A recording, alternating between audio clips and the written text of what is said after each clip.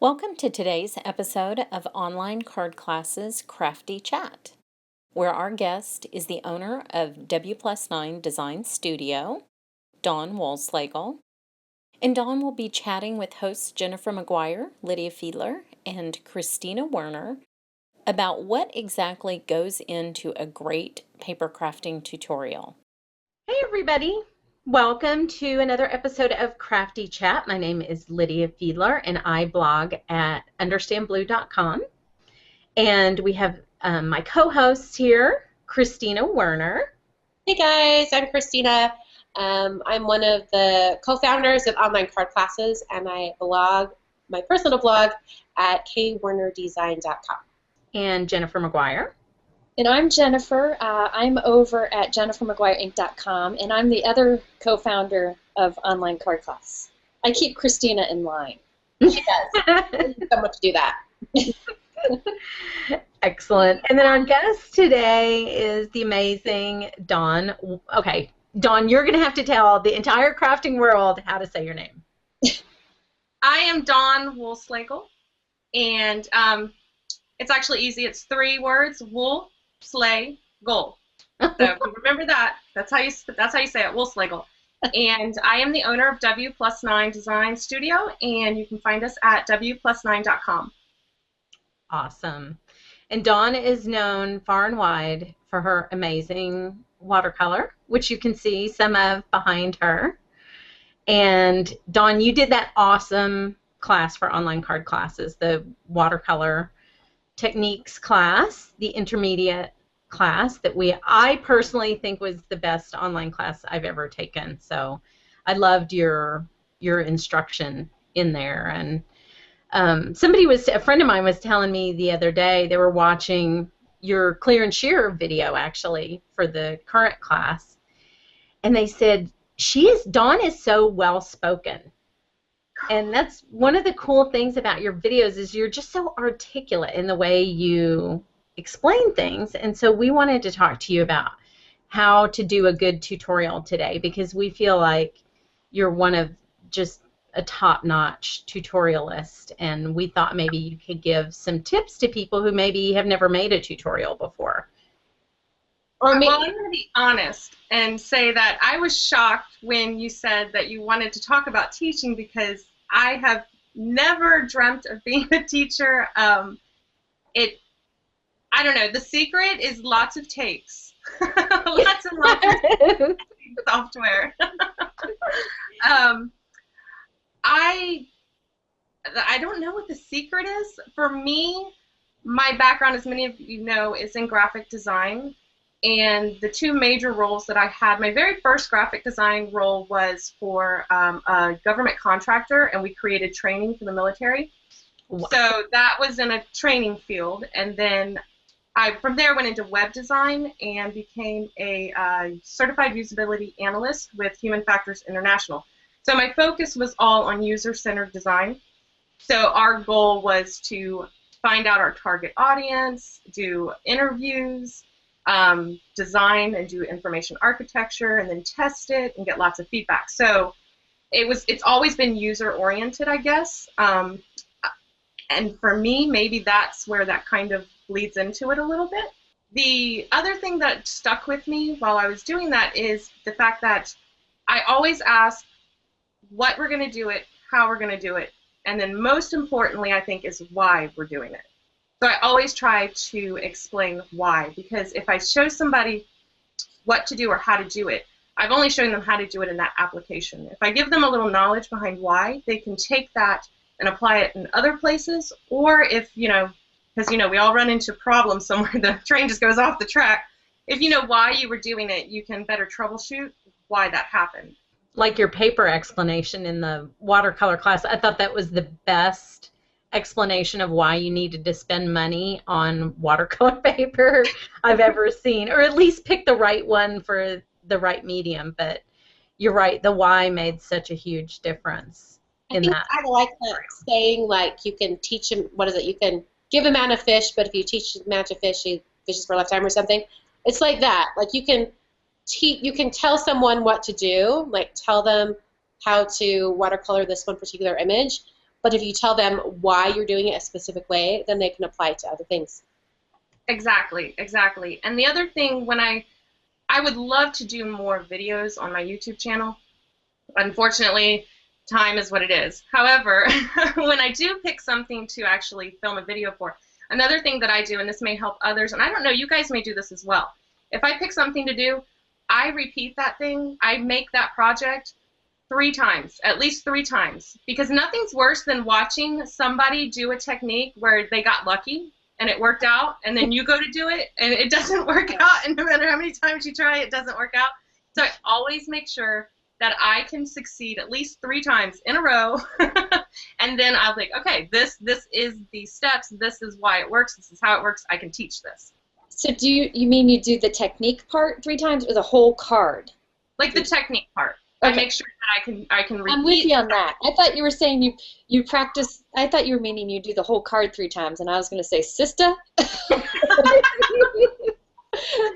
don't have the patience for that. But I do the same thing. I test out techniques too. I do that part. Okay. Yeah, it may seem like I have lots of patience with some of the projects that I tackle or some of the techniques. I do not have much patience at all, unless I am enjoying myself or learning something. If I'm enjoying myself or learning something, I will do it for hours. But if it's just the same thing over and over and over, yeah, I don't have time for that. There's so much to learn and so much to do. Yeah, I agree. Is part of your learning, oh my gosh, look who it is. She walked by and I had to grab her. Oh, and the other one's up here. She's up there on the top of the cat tower. Hello. What was Michael Jackson's house called? The with all the rides and all that? What? Neverland Ranch? Your house is like the Neverland Ranch for cats. yeah. There's all that climbing stuff. Cats need to climb. Well, you have to do that or they go crazy and they'll rip up all your furniture. Of course, she's doing that anyway, so never mind. But, yeah, otherwise your couch gets it. We know the deal. So Dawn, is part of your learning, do you watch other people's tutorials? I always find the answer to that question interesting. Some people do, some people don't. I do watch other people's tutorials. I don't have many that I watch religiously, aside from I watch Christina's and Jennifer's, Kelly Latavola's, and Yana Makula? Yes, I watch theirs. I watch all 4 of theirs religiously, but I do watch a lot of videos. I watch a lot of fine artists videos as well, and then my other my dirty little secret, the YouTube beauty channel. I mean, I'm all of them. Although I would never try half of those makeup looks, but it's just so interesting.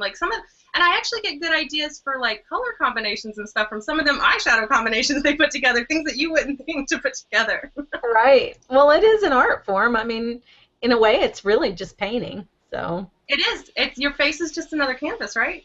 Yep. So do you find it intimidating, or did you find it intimidating to sit down and do your first tutorial, let's say? And how do you get over it? I think you guys know the answer to that, and it's yes, absolutely, 100%.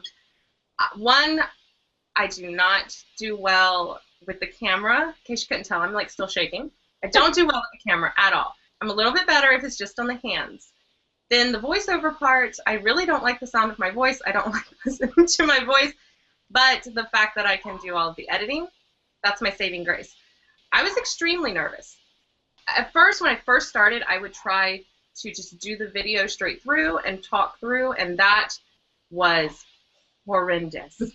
Oh my gosh, you want to talk about taking forever and a day to do a video, because once you mess up and you've already gotten to a certain part, your voiceover is all wrong, or now you got to start all over again and get back to that point. So you make the card off camera, come back and pick up where you left off. No, I don't recommend that route. Definitely, and I used to try to wait until it was quiet and nobody was around, and then, gosh, try to find that time, right? You've got a house full of kids and animals and whatever else. So I just started turning on my radio and blasting it up. And so, like, there is always a track running on all of my videos. Obviously, I put it on silent once I go to do the voiceover, but hey, I was jamming out. And that helps me to take my mind off the fact that the camera is actually rolling and I'm being filmed. I am very good at distracting to keep myself from, when I'm nervous. Unfortunately, here I can't distract you guys away from talking about me because you're interviewing me. But yeah, if I can distract myself from thinking about it, I do much better. I can forget that the camera's there. When it comes time to do instruction, because you're saying when I do tutorials, like I said, I always remember the what, the how, and the why. So when I go to voice it over, explain what I'm doing, how I'm doing it, and then I make sure to mention why I'm doing it. And when I'm making my card, when I'm doing my dry run, if I run into any problems, I'll make a note over on the side. Or if I, something went wrong because I didn't do it this way, I'll make a note off to the side, and then I'll make sure to mention that when I come to do my voiceover. I'll also have my kids and my husband watch the video and ask, hey, what'd you think? Did you understand it? Do you feel like you could now attempt it? Huh. So that's like my measuring factor there. That's my tipping point. Do you feel confident enough in it now that you could try it? And if they say yes, then I'm good to go. If they say no, I'm saying, okay, where did your confidence fall? Where did you think that's not going to happen? And then I'll make sure to come back in and add some more knowledge to that area, because I think knowledge is the key to confidence. When you feel like you know a lot about what you're getting ready to do or how you're going to get into it, you're more confident, you're more willing to try new things. I have a question. It's sort of related. Dawn, what was your very first YouTube video tutorial, and is it still online?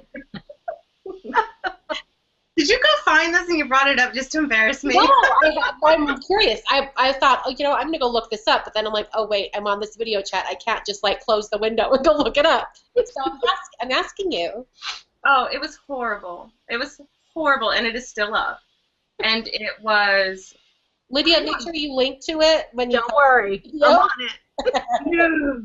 No, it's really bad. The lighting is horrible. I want to say it's 20 minutes long, because I waited until, first of all, I hate the camera, and I don't like to speak in front of people, so I waited until everybody's gone. I believe my husband and kids were camping for Scouts.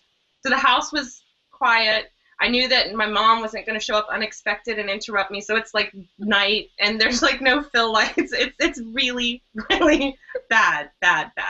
Okay, so we all have those. I have many hideous, poorly lit videos, and it's just part of our story.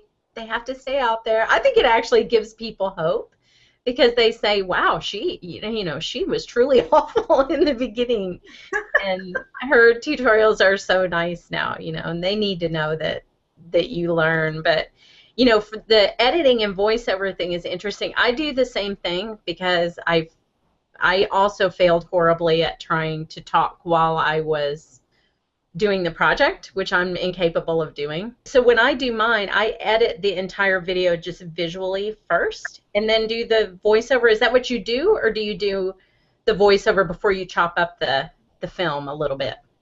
I do it together. I start voicing over and editing, chopping, cutting out parts. I do it simultaneously. That just works easiest for me. I tried doing it the other way, where I would edit it and then come over and voice over it.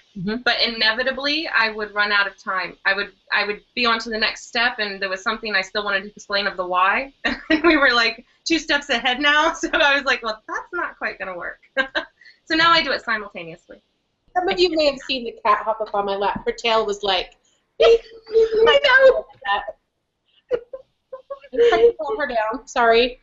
She's just sharing the spotlight. I've got one taking a bath back here. I know, you guys are team cat, me and Jennifer are team dog over here. We're evenly matched. So what software do you use? What do you film on, and what software do you use to edit?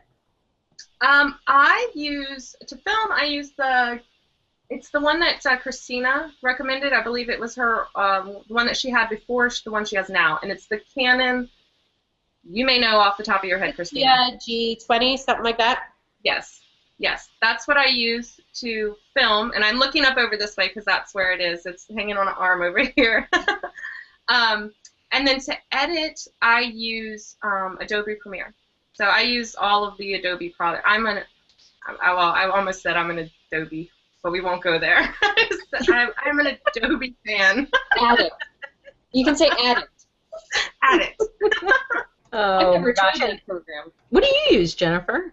Final Cut. I Oh, use Final Cut Pro, but I film like over the course of a few days. It's rare when I can film all in one day because people will say to me, "Why did you change your nail polish halfway through?" And I'm like, "Well, because it was the next day and I painted my nails that night." so for I a didn't think single about- tutorial, you film over a couple days? I have to because I'm back and forth in the car all day and kids stuff. I rarely can just do, all in one sitting.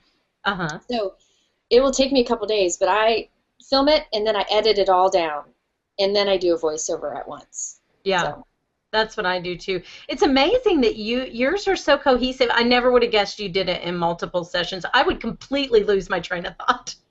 don't look closely. I'll be watching for the nail polish color now that I know that little secret. Okay, so Jennifer, you were saying that when you film, you do it over the course of a couple of days. Yeah, I don't want to. Right. But family obligations and the kids and all of that, like I completely get that. And sometimes I do that. My preferred way to do it, and Christina, you may be able to identify with this, I have to divide my week into chunks of time. So I may create today, I may do all like customer service stuff this day, I may do all illustrating this day. So when I pull out the camera, I usually like to film like 4 or 5, try to get 4 or 5 done. And then they'll be on the SD cards until I'm ready to then edit and voice them over. So then I usually edit and voice them over one at a time. But I've got like SD cards just full of tutorials that still need to be edited.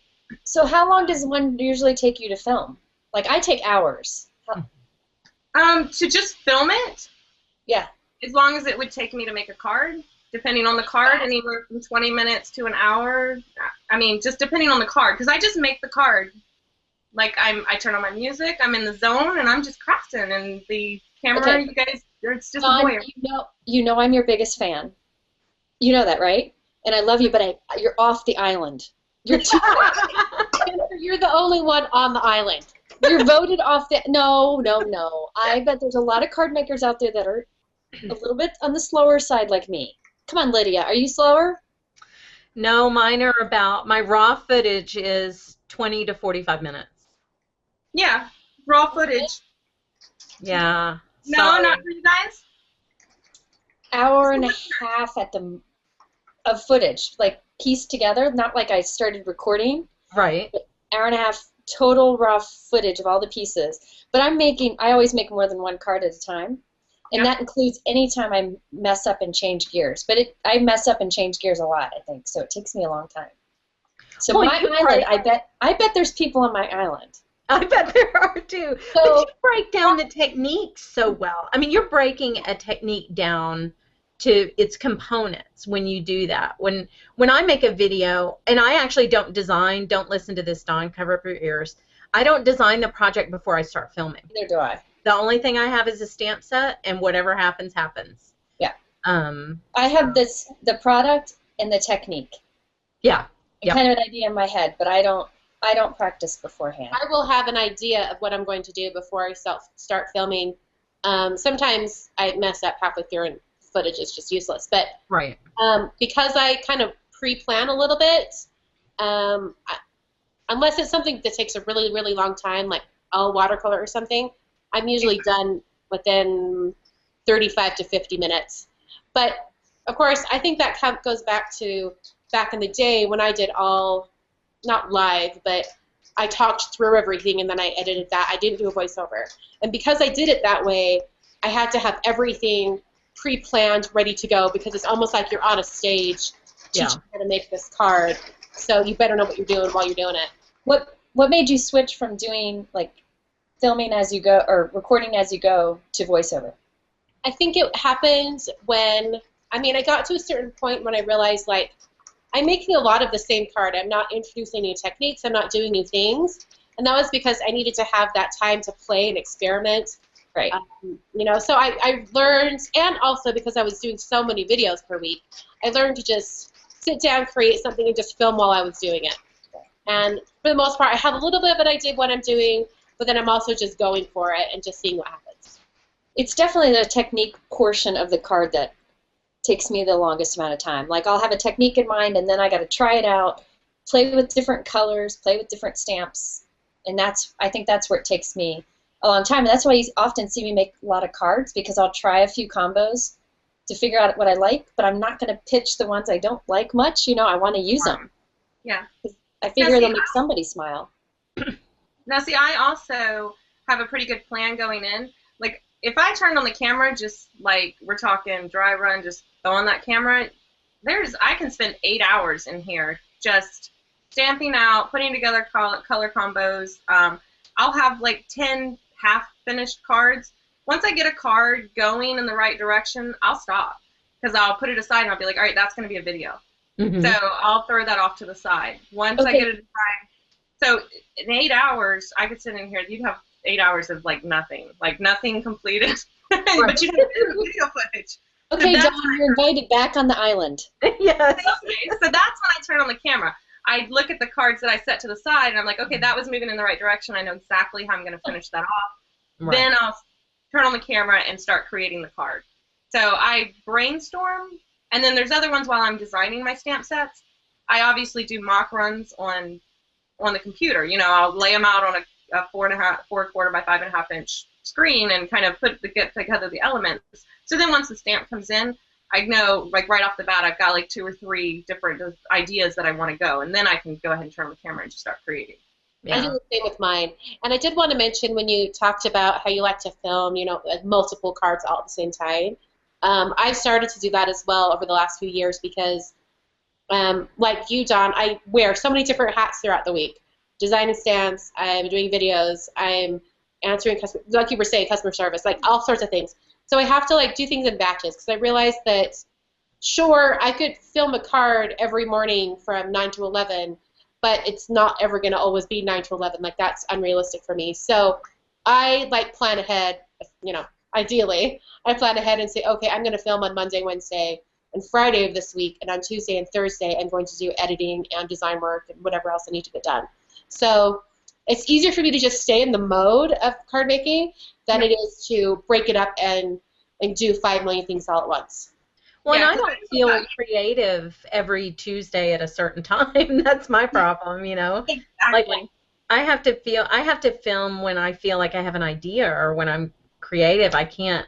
That's not something I can schedule at all. It's just, it doesn't work for me. Exactly. Creativity for me, it's like a wave, and then it's kind of like a double wave. We've got, for me, it's the graphic illustration creativity wave, and then there's the actual creating wave. And so if I'm riding out that wave for, creating cards, and I have to stop and go to illustrating, I'll just sit at the computer and illustrate junk. It'd be like, there's nothing useful here, so I might as well just ride that wave out and then switch gears. So for me, that's the reason. Completely. I'm just over here nodding, like, yes, this is true.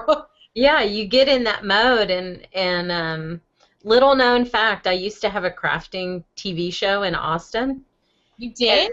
I did. What was it called? It was called Understand Blue Paper Arts. Ah. And a lot of people used to put their children to sleep to the sound of my voice. I don't know how flattering that is. But I'll call you tonight at about 8 o'clock. yeah, exactly. They loved it. But doing it for TV is really different. And my sister was my producer, and she was like Hitler. And so she made me film and talk at the same time. And that's when I started. After I got done with that TV show is when I stopped doing that, because what I found is the verbal part of my brain does not work the way the creative part of my brain does.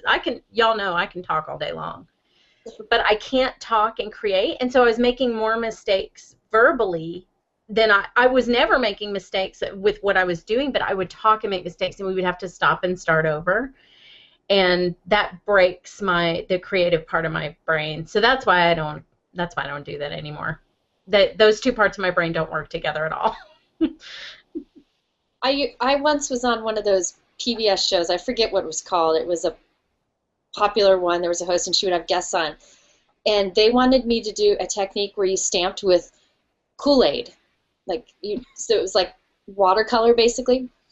But I wasn't allowed to say Kool-Aid because that's a brand name. Right. So I had to say your favorite powdered drink mix. But I tell you, I could have done one take if I could have said Kool-Aid. Right. I'd say Kool-Aid, and they'd be like, no, your favorite powdered drink mix. And I'm like, who says that? It's so hard when you can't say the brand names or show the brand names, and you have to tape all your That's supplies. why another reason voiceovers are so much easier. My first video, Dawn, was so bad too. And I didn't even do a voiceover. I did music and a text on the bottom because I dislike my voice so much. The two things I've been most insecure about in my whole life is my voice and my hands. And now... And it's your destiny. Yeah, I remember it was for Hero Arts, and Sherry Carroll was thinking about having her son make music that we could play so that we could just do text along the bottom. We finally started doing voiceovers. So. Wow, that would be hard work, I would think. Voiceovers are tough. I bet Christina does them all in one long voiceover. No. I have to chop and piece mine together. It's not lots of pieces. It's probably maybe like 3 or 4 pieces. See, I do mine all in one sitting because I find either my voice or the distance from my recording device, which is my iPhone, changes, and then the sound quality changes, and for me it's distracting on my video. But you have a nice microphone, so that probably makes a difference. You guys are kicked off my island because I could never, ever, ever do a voiceover in one shot. Never. Never. I'm editing out lots of parts where I stop and cuss or sneak. I'm not saying it's perfect. But I do it in one shot. Now, see, I have to stop and walk away and then come back, and then I'll get all done, and then I'll be like, oh, that sounds really bad. So then I'll have to try to jam this little, one word. Or if I say a word wrong and I didn't realize it, so then I have to, try to jam the correct word, right in the middle there. I'm zoomed in so that voice line is really big, and I'm cutting. And then cutting, and then really quick, No. Or if you have habits, which I do, I make a little clicking sound that drives me completely insane. But I've started to recognize what the waveform of that sound looks like, and I can just cut it out without even listening to it now. Nice. I know exactly what it looks like.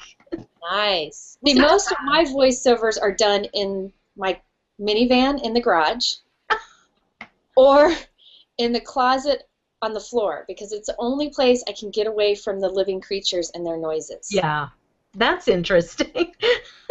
That's a visual. You sitting out in your minivan in the garage. You do. You're just sitting there with your laptop watching the footage? Yeah. Oh my gosh, that's funny. Dawn, when you mentioned that you zoom in on the waveform and splice in a word or whatever, it reminded me that back when I first started videos, when I would do everything, live, wasn't doing a voiceover, I actually was able to edit my videos more quickly because I've discovered that when I was working, I would talk through something, and then when it was something that I would naturally edit out, like a really long process, I wouldn't say anything. So I'd look at the waveforms, wherever there was a break, I'd just cut, just put it all together. So I was able to do the videos and edit super, super fast.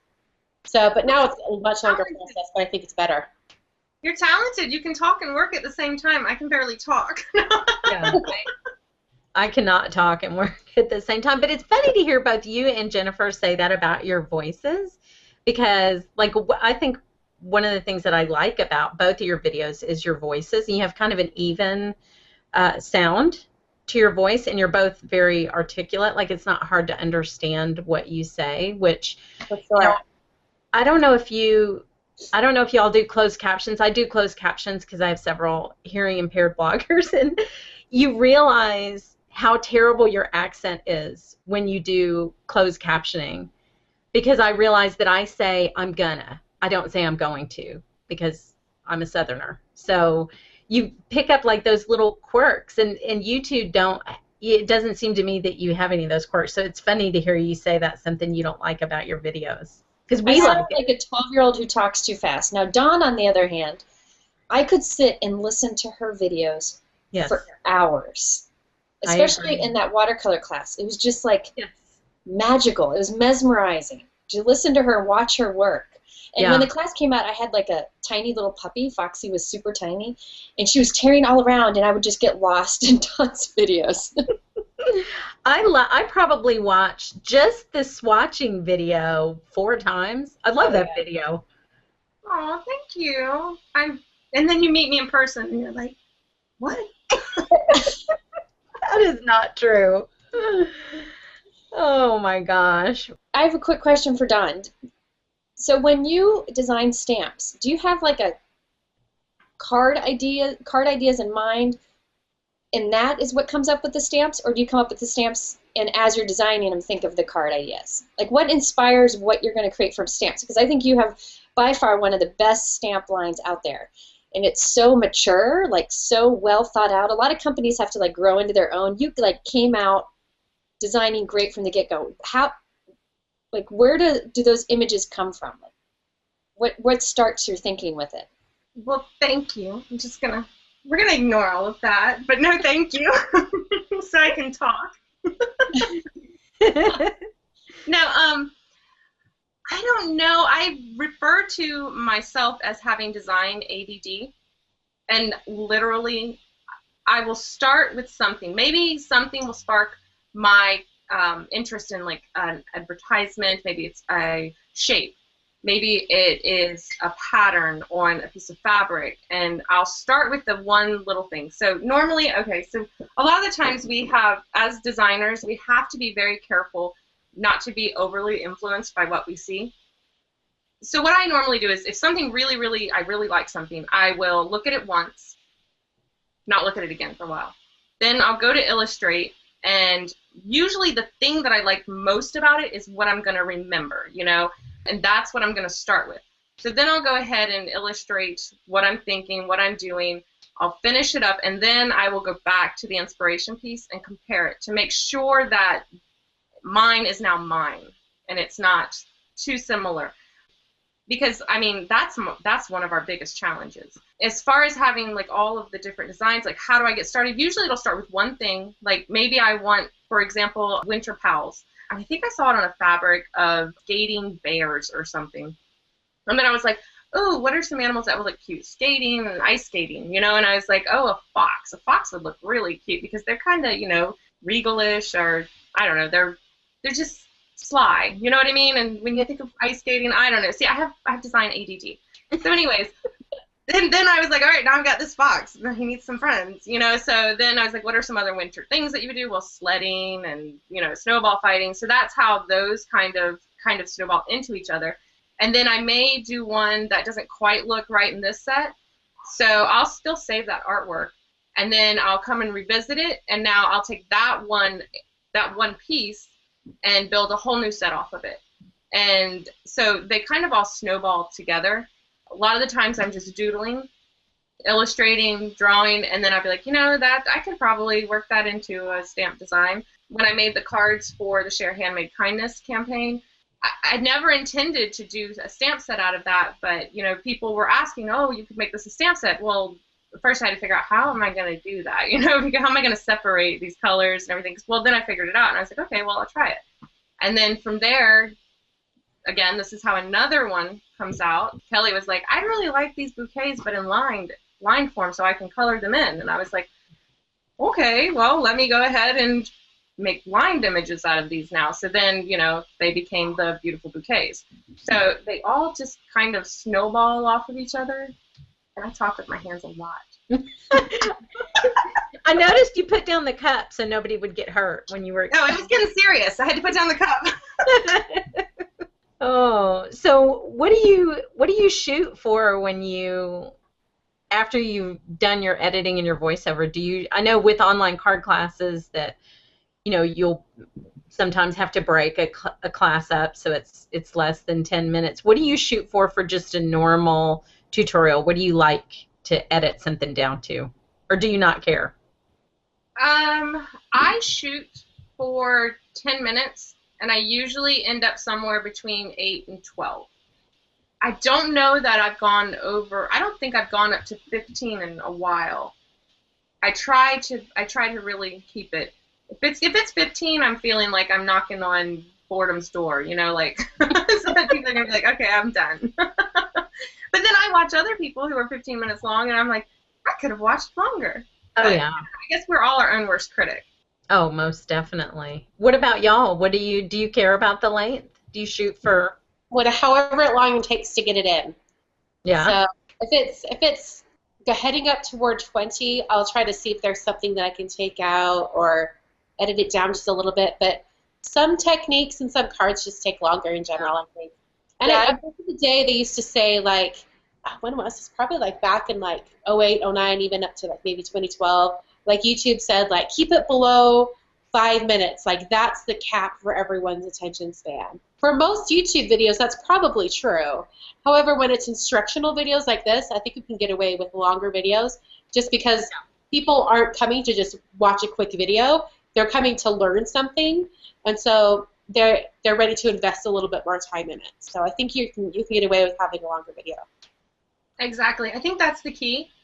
If I'm watching a video where it's more like, hey, just watch me and what I can do, I'm not going to watch for very long. But if it's a video where I can learn how to do that, I'm going to stay much longer. So, I mean, and again, that's another thing that I keep in mind when I'm creating videos, is I want the viewer to walk away feeling like, look at what I can do. Not look at what she can do. Look at what I can now do. So that's my, if I just, I mean, I put up a couple where it's just you're just watching me paint or just watch me do this watercolor.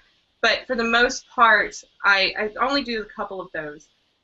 They're my most viewed videos, but to me, that's not my end goal. My end goal is to have my viewer walk away and want to do it, want to try it, and think that they can achieve it. Yeah, my videos are always long. I watch all yours anyway. That's why I said yours are long, and I still watch them. But for me, I'm like Every second of them. I think if you're going to, for me, I always have a technique. So if you're going to teach a technique, it's hard to make it shorter. I'll try to speed things up, but then people want to see it. So it's this fine balance of trying to make everybody happy and teach the right thing. So I'm with Dawn. Whatever it takes. People can skip ahead. They can fast forward. They can, so, but some people want to see all of the details. So. Yeah, you mentioned skipping ahead. I'm sorry, Lydia. She mentioned skipping ahead, and I did actually do some thinking about what I wanted to talk about today.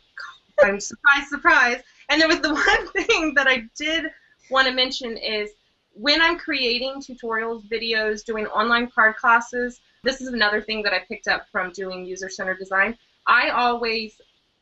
You have to know your audience and your target audience. And for something like this, when you have no gauge of what your target audience, their skill level is, I always aim for the least experience. Because I feel like the more experienced, they can skip through any part that they want to. They can fast forward. But if I don't include it for the less experienced or the less knowledgeable viewer, they can't get it if I don't put it in there. I agree. I have some people who have said to me before, why do you explain what Versamark is in every video? And I'm like, because you're the only one watching. There's new people that come along, and we want to form new card making addicts. So we have to make sure that we share, as much as we can in each video. So you repeat yourself, but that's for those newbies that come along, and we hope to welcome into our card making world. So you have to do that. So I agree with you. Yeah, there's a whole continuum of people. You never know where who the person viewing what they've been doing. So I try to do that too. You're kind of the master of that though, Jennifer. You have that pattern where you talk about all the supplies, and I usually have to go back and put an annotation in because I forgot to say that kind of thing. But it is important. But I can see the ones where people are watching you paint. I love those. I think those are completely mesmerizing. I agree. And I can see why people love them. I hope you don't ever stop doing them because there's something super relaxing about that.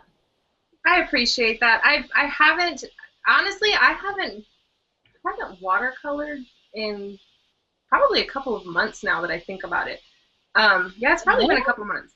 I mean, I've done watercolor cards, but I haven't done any watercoloring in probably a couple months. I wish I had more time, but you know, when it comes down to doing a card video or just a here, watch me watercolor this random picture, I'm always going to choose. I don't know. I'm always going to choose the card. If I can get the time to make a video, I'm going to put it toward card making at this point. Maybe if I ever get another hour in the day, I'll do more watercoloring videos. I know. That's the struggle. That is the struggle. And then trying to do voiceovers at midnight when everybody's asleep. That's hard, too. Christina's got it. The cat mustache. Oh, little spotlight hog. Totally is. If you want on camera, just come up here and say hello. Just meow. Oh. Hello, hello, hello. She looks angry. She looks so mad.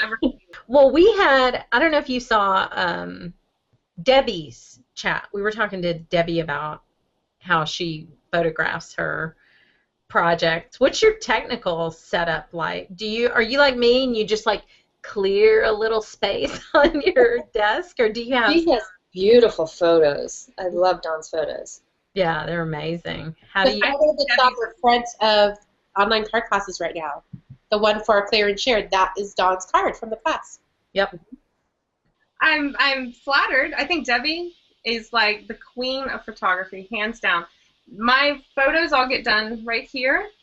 That is the beadboard backer that's on the back of all of the cards. I have a little like picket fence. We took old fence boards, cut them down, and I'll put that on top of here. Oh. And that's the base that the card sits on. And I have a window over here on this side, but it only gets really good light in the morning hours. So I use that, and then I turn off all of the other lights, and I put one box light right here and shine it straight over. And then I use a tripod so I can extend the exposure if I need to. But it's really simple. I just clear off like just enough that the camera lens, sometimes I check it, and then I'm like, oop, that piece of paper right there, so then I'll knock it off. Yeah. You know, or I'm like, oh, well, I'll just crop that out in editing. Like my tripod arm has counterweights on the one side, and they would work, except that my tripod's like right up against the wall, so I can't extend that counterweight out. Oh. That's the problem. Oh, they should sell like a little donut that just goes on the feet. Just something that'll weight it down. It seems like a problem we would have solved already. I'm sure there's a solution. We just don't know it yet. The ceiling probably is. $14.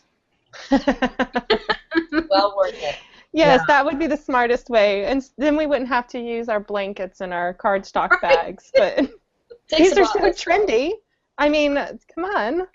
I use my husband's free weights. I just go steal them out of the garage, and then he gets really mad when he can't find them. But I think yours like comes down and there's the camera. But I think I'm gonna have to do an arm on the end so that I still like move the camera around wherever I need it. So I just put this up just to see how it went, and it worked. I never move it. It's like a pole that screws into the ceiling, so you could put another mount, like another thing on the ceiling somewhere else, and then just unscrew it and move it over. I thought about putting one in front of the window, but every time I try to film under the window, it's great until the clouds come out. Yeah, because then you get that switch right there in the middle, and it's Hard like, to keep up with. But you don't take do you take your still photos now with the one that's mounted to the ceiling, or no? No, I take my still photos wherever I can. Standing on your desk. Yeah, sometimes I do that. Sometimes it just depends. But I don't have the photography skills these other girls do. Do you just have this space marked on your desk, what the field of view is for your camera, or you? Oh yeah, I just have it focused right in on the grid pad that I use. yeah, my skills with the camera go as far as get it right, and then if somebody changes it, I'm screwed. Oh yeah, me too. Oh, if somebody changed the setting on my camera, I would cry. Yeah. Actually, I'd call Christina. I think I did mess up your camera last year when I was there, and then you were like, oh, you weren't happy with me. Christina had said, she's like, I love the photo. It looks so ethereal. It looks so like hazy, or ethereal was the word she used. Anyways, so what had happened was I had changed I had it like perfect. Like everything was crisp and the colors popped and everything. And then I went to photograph one of the owls that I watercolored because I wanted to make prints out of it. So when I did that, I went into the settings and I adjusted the color, the saturation, because I had to have it true, right? Did the white balance and everything, so it took exact. And then I went to fix it back to the cards, and it would just never been the same since. So they're all just kind of ethereal looking. I like it. I love the way they look. The photography is not a part of the process that I enjoy at all, so I don't spend any time on it. Me neither. I don't love it either. But, Yeah. I mean, it's nothing fancy. Nothing fancy at all. In fact, my whole office is nothing fancy. I've had people say, oh, we want to see your craft room. And I'm like, it's not, no. It's really not. You don't. It's, yeah. Yeah. But I mean, sometimes there is enough room for me to stand and create, and that's it. Like, you have to, like, there's, like, a box over here. There's a U-line box over there. You have to, like, make your way through, and and then I've got, like, 6 by 6 inches open on the desk, just enough that, it comes, or maybe 10 if I'm filming. There might be 10 because, you got that one angle. Yeah. You can definitely stay on the island then for that. It does work for me. I've tried doing, fussying it up and trying to, I've thought about it, and I would love to have a gorgeous room. I'm so jealous of the gorgeous rooms. I mean, the rest of my house is pristine. It's nothing fancy, but it's pristine, and my husband is an OCD clean freak, so it's always clean. And my office is the thing that looks like a bomb went off in it. I mean, if I can't find somewhere to put something, I'm stuffing it under a table in the office. I'm piling it up in a corner. It's almost like quarter level over here. I think that's true for most crafters, for But sure. I think it's whatever works best for you. Some people work best in that. Some people work best in, like, hide it all. I have to hide everything. It's just whatever works for you. Yeah. That's what makes you productive. I kind of feel stifled when I do take the time and, like, clean off my work surface. I don't feel as creative as when I can just look over and see something kind of in a pile that inspires me. At least that's what I tell myself to keep myself from cleaning my room. I just go back on my YouTube channel, and I'll see, like, maybe like for maybe 3 weeks to 6 weeks, I'm kind of using kind of the same supplies and techniques. That's because that was what was out on my desk, and I had to put it away, and so I just kept using it. That's me. My secret is now out. Thanks a lot, Christina. Welcome. If I can't see it, I won't use it. Yeah, same here. That's why I have to see it. It needs to be put away. Now, when I'm creating, it turns into a complete disaster. But then I clean it all up before I start something else. I used to not, and then I decided to give it a try, and it was what worked for me. My productivity soared, but I know for many people that's not the case. Everybody's different. Yeah. Oh, yeah. And in my defense, it is organized chaos. For instance, my husband can never find anything, even though all of his stuff is, our closets. You don't even want to see the difference between our closets. That is hilarious right there. But he still can't find anything in it, okay? But if you ask me where something is, I can tell you exactly which pile it is, halfway down the pile. I mean, I know where all of my chaos is. I still know where it's all at. So you can't say the same.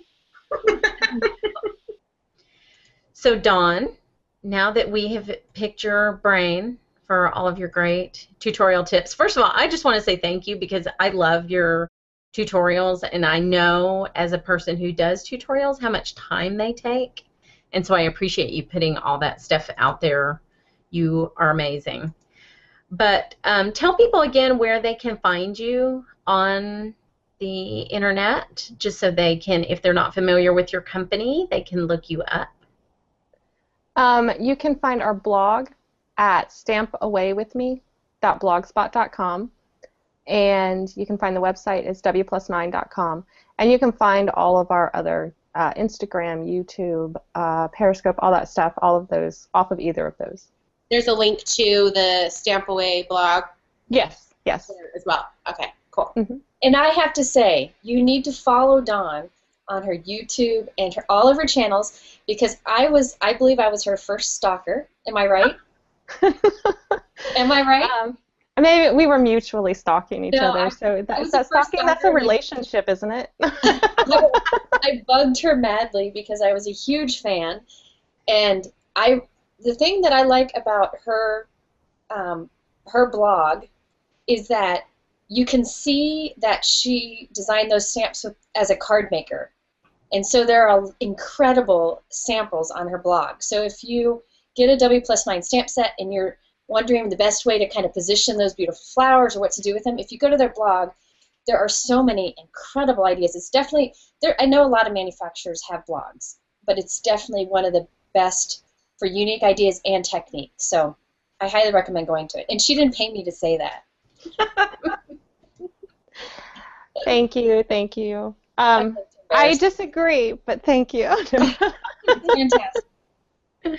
Well, thanks for spending time with us in front of the camera. I know all of us would rather just have our hands showing, but it was awesome talking to you today. So we really, really appreciate it, and your interview will be up soon. Well, thank you so much, seriously, for inviting me, you guys, because I'm such big fans of all of yours. I still, like you guys know, I still get all fangirly and tongue-tied and call Jennifer Christina and so it's my pleasure. I'm always very honored whenever Online Card Classes reaches out to me for anything, whether it's to do a video or one of these chats or anything. I just, like I said, I'm always honored. And another class. We want you to teach another class. Yes, hopefully very soon. I will be up for that. I would be up for that, yes. Yay. Yeah, this entire thing was just an elaborate trap to get you to do that. We got I it knew on it. tape. Yes. All right. Well, thank y'all so much. We appreciate it. We will see you next time. Bye. Bye, guys.